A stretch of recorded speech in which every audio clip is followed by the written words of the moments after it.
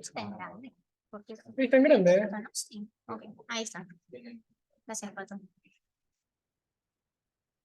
Buenas tardes. El día de hoy vamos a hacer nuestro Ateneo. Entonces queremos iniciar con la frase: lo que importa es el interrogatorio. Está a cargo de la doctora Macarena Pacini, el doctor Juan Cáceres y mi persona Rolando Hernández. Entonces vamos a comenzar con la presentación del caso clínico. Entonces encontramos una paciente de 49 años, de 46 años de edad que ingresa a la guardia con antecedentes de epilepsia refractaria, hipotiroidismo y ha tenido múltiples fracturas del cigomático en contexto de caídas por episodios comiciales. Como medicación habitual está en manejo con cannabis, un cc cada 12 horas, Brivacetán 150 cada 12, lacosamida 200 cada 12, clobazam 10 miligramos día y levotiroxina 75 microgramos día.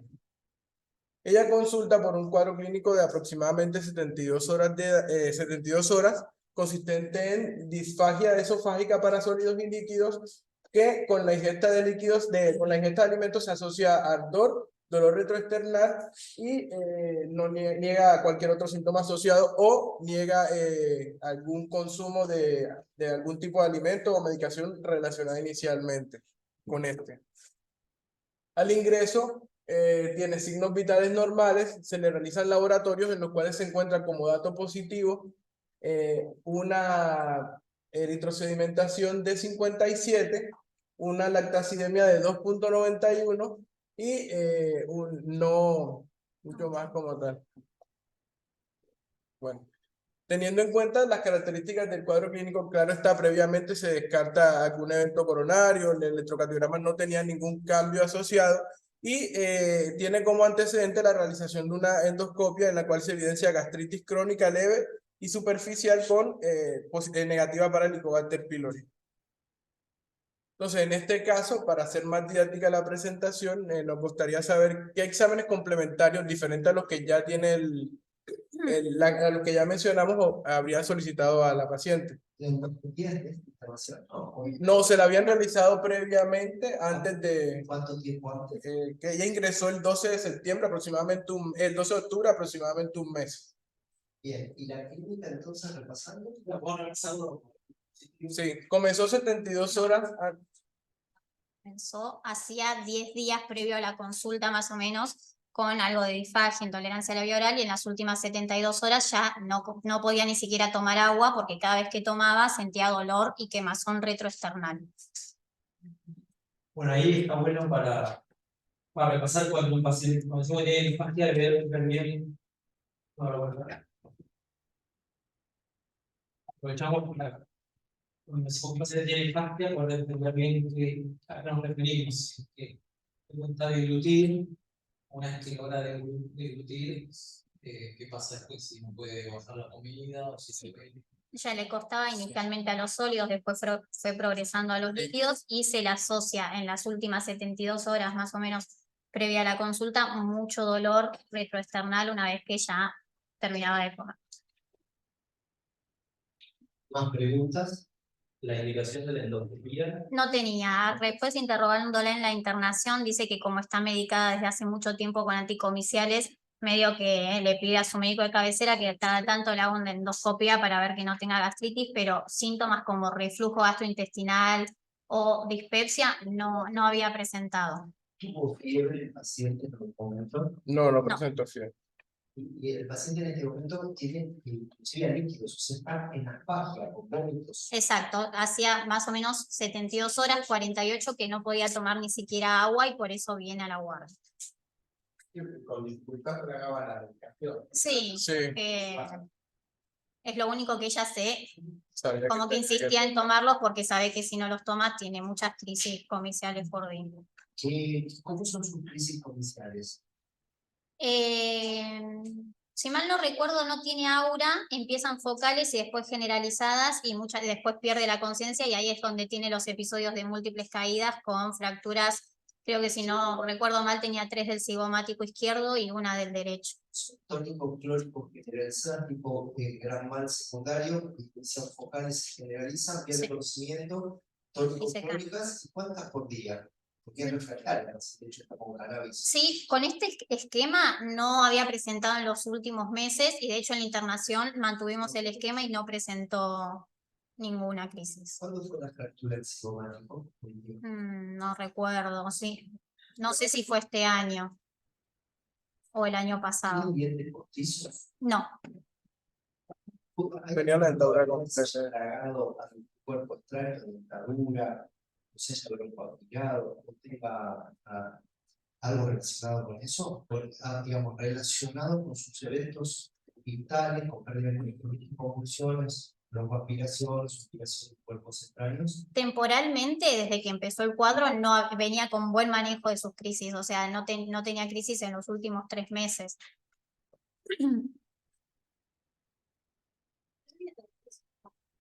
No, no había tenido pérdida de peso. No presentó convulsiones en la internación. No, No, ni en la internación ni cercano a la internación había peso. Pues, ¿qué harían, chicos? Las tragan.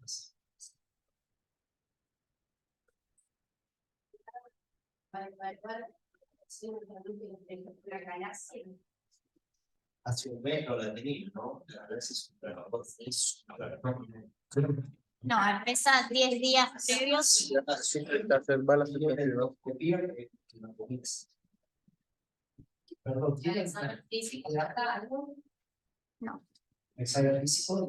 no, al examen físico no. nada. No tenía presión. ¿Tiene de la batería de guardia quizás alguna placa de tórax?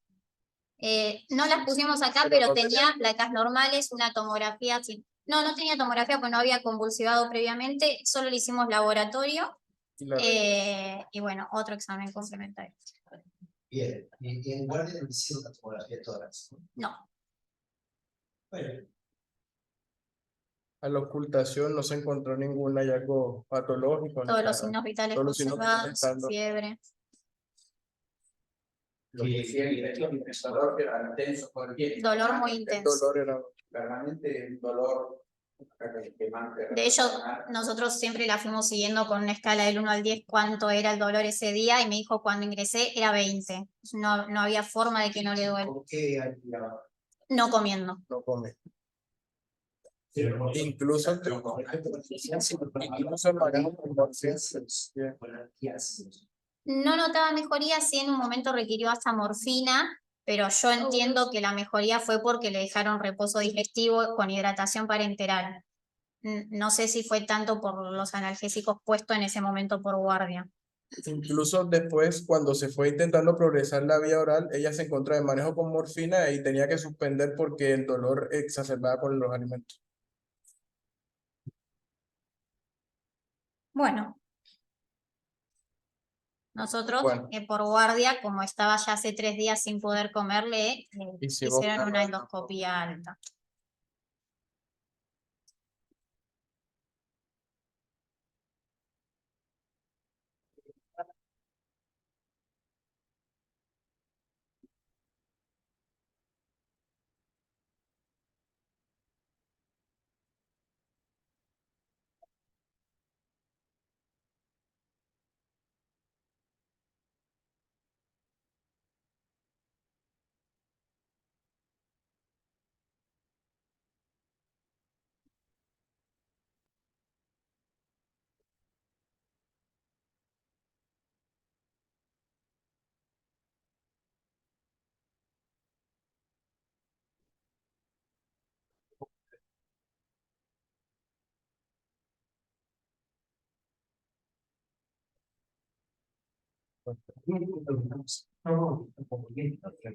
Sí, ese era.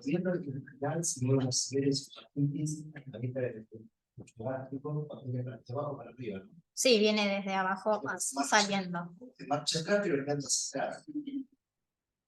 Bueno, y ahora se va a ver una importantísima lesión mucosa ahí, muy enferma, muy mucosa. Entiendo que sea eso, que son, me parece. Sí. Severísimo. El superior. Arriba también, a ver, ahí hay luz. acá. Sí.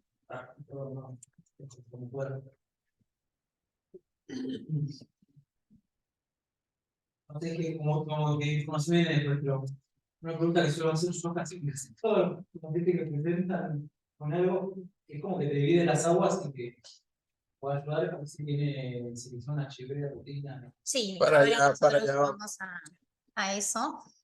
O sea, Sí. con esta información, obviamente la endoscopia se pidió de urgencia por guardia porque básicamente la paciente estaba en afasia hacía 3 días y no encontrábamos al interrogatorio algún dato relevante que nos dijera por qué.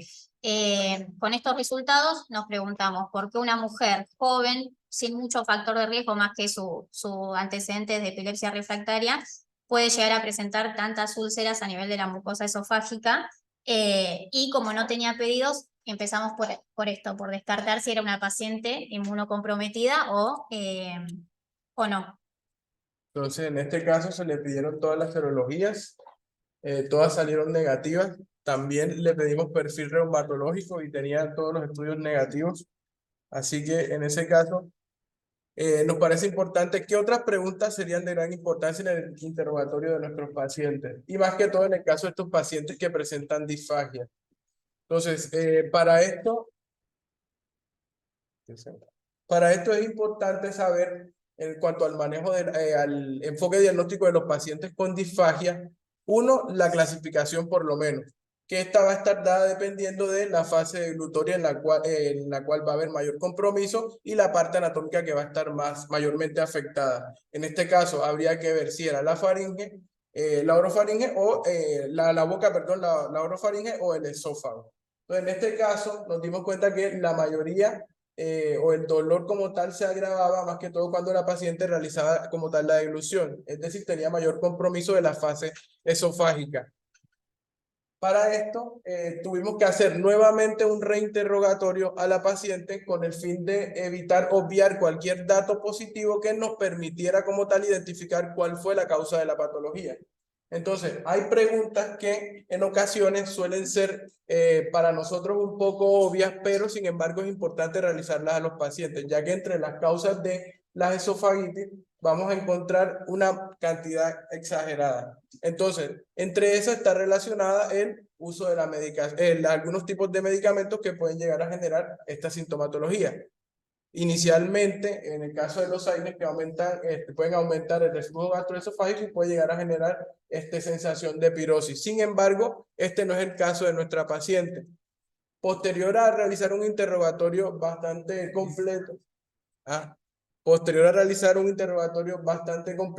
la paciente nos comentó que había tenido manejo recientemente con difosfonatos, había estado tomando alendronato, Ivandronato, que estaba recibiendo por una osteopenia que venía presentando.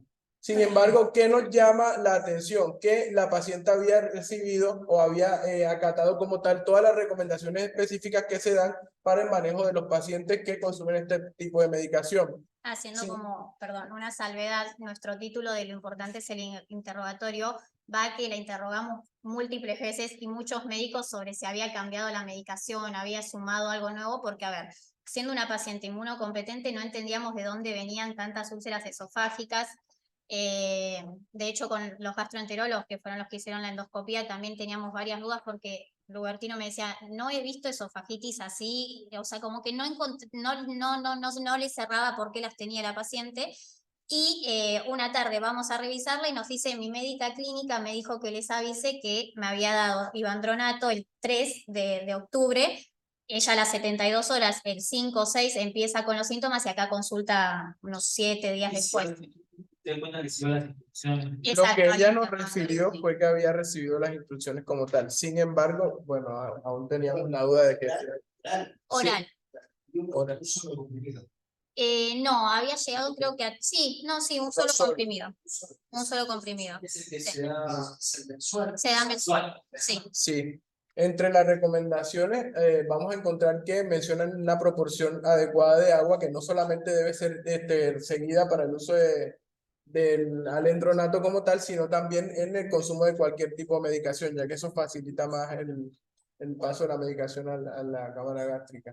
En este caso, pues encontramos que es poco frecuente que los pacientes ingieran la medicación con una cantidad de agua adecuada que es entre 180 a 200 mililitros, algunas literaturas refieren que 300 cc. Entonces, es importante incluso saber si los pacientes en el momento de que llegan con un cuadro de disfagia, aparte de qué tipo de medicación están tomando, los antecedentes, saber de qué manera están tomando la medicación, ya que eso nos podría facilitar como tal la asociación de la disfagia con el consumo de esto. Entre estos encontramos el uso de algunos antibióticos, los difosfonatos, también los antiinflamatorios, antirretrovirales también y los antifúngicos.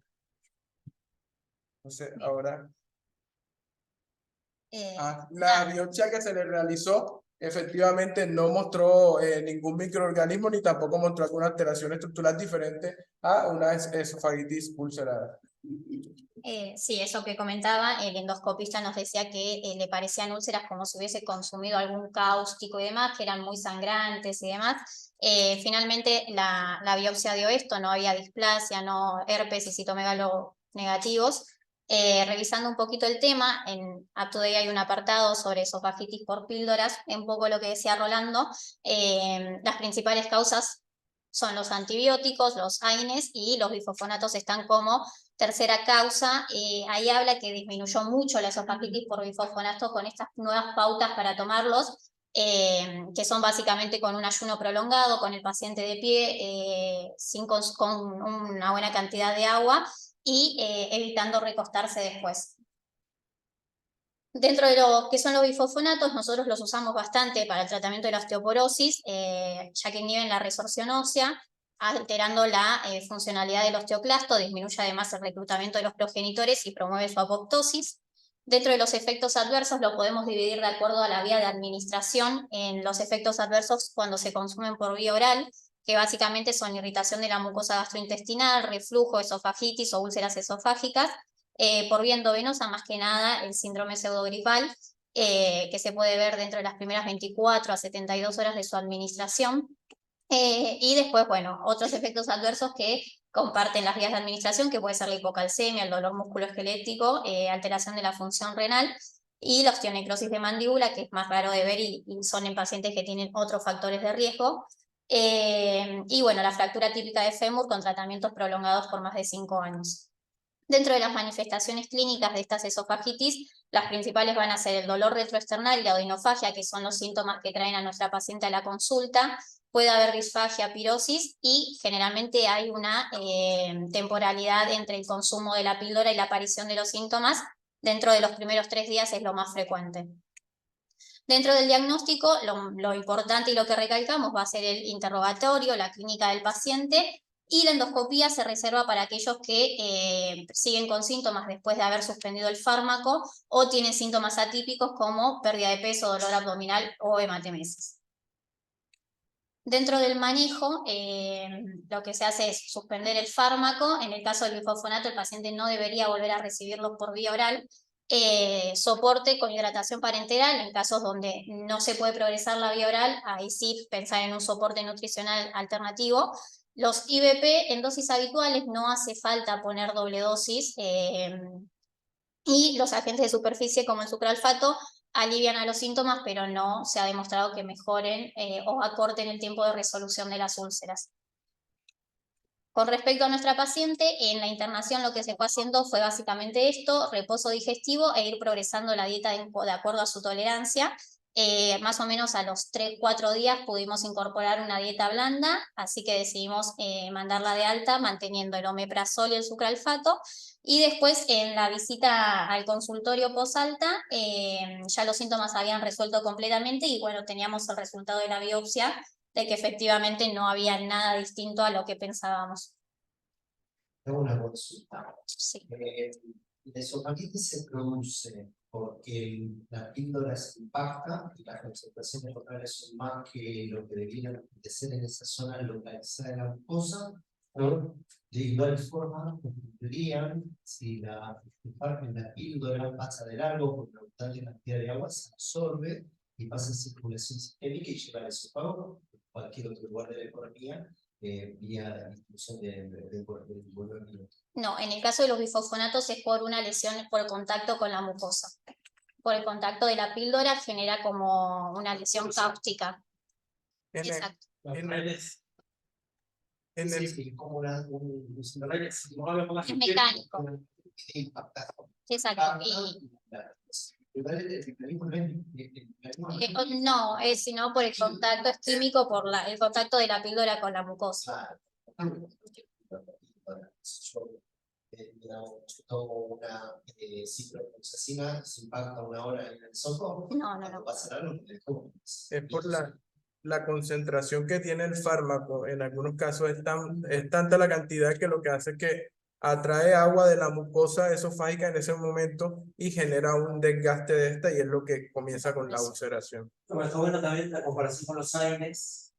Los AINES, los pacientes piensan que si los das inyectables no le va a dar gastritis y el mecanismo es farmacológico aparte, digamos, porque tiene todo el cuerpo y inhibe la oxigenasa y la producción de... Claro, por eso en este caso te recomiendo que los pacientes no los vuelvan a recibir por vía oral y que se opten por vías alternas como el soledrónico endovenoso. Creo que también lo había escuchado para bloqueantes parásicos, este mecanismo, que no se va a aplicar de los iniciados de los jóvenes, que suelen tomar, tomar medicamentos, no son muchos, completos, generalmente se van a tomar tanto, terminan tomando el seco, lo que no sirve, pero más para algunos medicamentos para otros.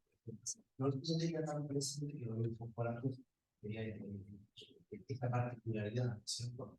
Pero bueno, ni hablar de lo que sea por vía unimensual, en el cual se entiende que la administración de la droga es importante, ¿cierto? Porque es así, una liberación sobre el nivel.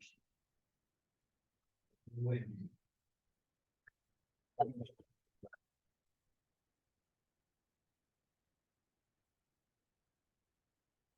Bueno, otro tracito.